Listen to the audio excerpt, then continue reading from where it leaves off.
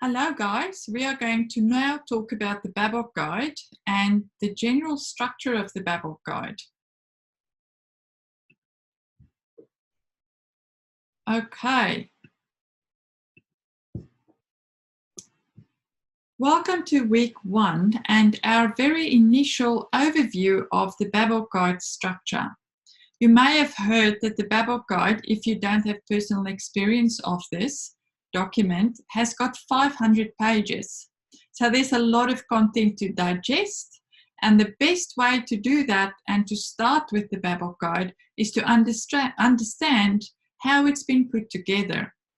So this overview slide pack will actually take you through some of the very high-level structural components of the Babok Guide.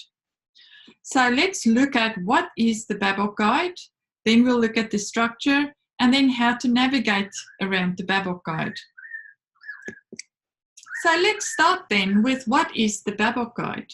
So Babok actually stands for Business Analysis Body of Knowledge Guide. Now, the Babok itself describes itself as a globally recognized standard for the practice of business analysis. Just a quick disclaimer. There's a lot of information in the Babok Guide, and every detail of the Babok Guide is not covered here or in the scope of all the lessons of the study group. So although some of the most important parts will be covered, there will also be other important parts that you may have to research yourself. So please do your own additional reading and studying before you take your exams. Great, so now let's have a look at the actual structure of the Babok Guide. How is it made up? So first of all, there's two major types of information. The first part is referred to as core content, and then we've got extended content. So the core content is where we will focus a lot of our attention, and these are the 6 knowledge areas within the Babok Guide. They are business analysis, planning and monitoring, elicitation and collaboration, requirements lifecycle management, strategy analysis, requirements analysis and design definition, and solution evaluation. These are the absolute core content. So let's focus our attention around this, and everything else, including the techniques, will fall out from this. So before we take that further, the extended content consists of some key concepts, and we will look at that in this week's study group as well. So look out for a lesson or two on those key concepts. That is chapters 1 and chapter 2 of the Babok Guide itself. Then there's the underlying competencies, the techniques, which is very important, and we will certainly do our very best to cover the techniques with as many examples as possible. And then there's the perspectives at the end of the Babok Guide, basically throwing another lens across the business analysis profession. So let's now delve a bit deeper into the core content. So the core content is basically the knowledge areas. And as I mentioned before, each knowledge area will then be broken down into more detail. So a knowledge area in itself is consisting of a set of specific tasks. And each of these tasks, as you can see on the screen, is then broken down further. So each task is then broken down as in terms of a purpose, a description, inputs, so what do you need to be able to perform that task, elements, which is crucial to understand in terms of your preparation, because that describes to you what do you have to consider, what factors are important when you perform this task. There's guidelines or tools. They also list the techniques that can be applied when you perform this particular task, and we'll look at some of those as well. Stakeholders, so who do you typically engage with when you perform this particular task? And then, of course, what is output of this task? when you finish doing whatever the business analysis task is, what do you actually have to show for it? So if you understand this very basic structure of the Babok guide, if you know that every knowledge area is broken down into a series of tasks, and every task is then broken down further in this structure, it will go a very long way for you to be able to get your head around this enormous volume of information. So if we then quickly look at the extended content again, so we've got the key concepts, and like I said, we'll delve deeper into that. Then you've got the underlying competencies. Now, these are things like your analytical thinking, your behavioral characteristics, your organizational knowledge, all these types of less tangible but crucial skills that a business analyst need to develop throughout their careers. So that's an important chapter to look at, and I recommend, for the purposes of your studies, start to review that just to get an idea of what's in there. Then, of course, the techniques.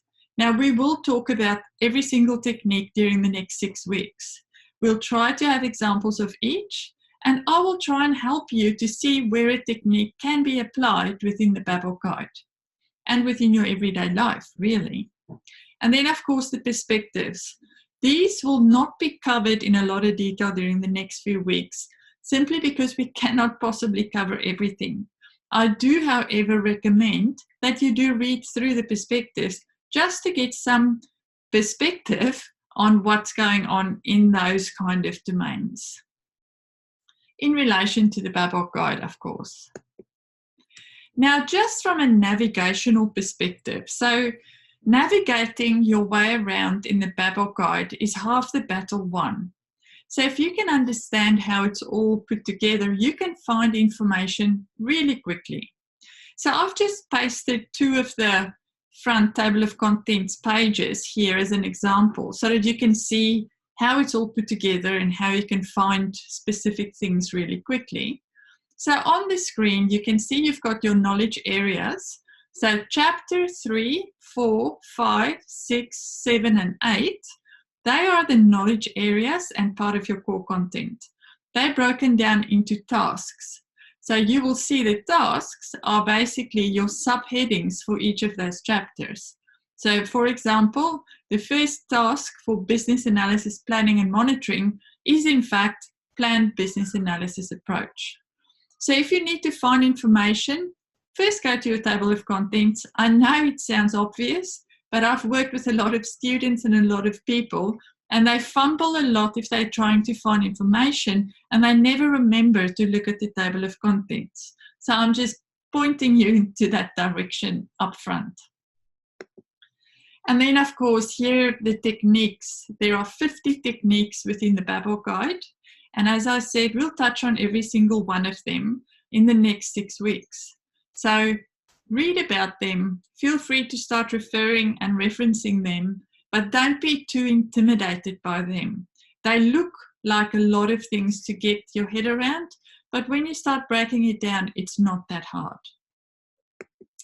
So let's do our first flash quiz. This is the part I really enjoy.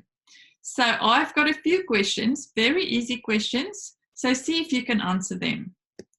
The first question, how many knowledge areas are in the Babok guide? Second question, what is each knowledge area made up of? And then the third question, is a task and a technique really the same thing? Okay, I'll count to 3 and then I'll give you the answers. 1, 2, 3. So yes, there's 6 knowledge areas in the Babok guide. Each knowledge area is made up of tasks, and a task and a technique is really not the same thing. So I hope you did very well with that, and I hope you've now got a bit more clarity as to how the big 500-page document is put together. So your task will be to now watch the video that explains the first technique to you, mind mapping.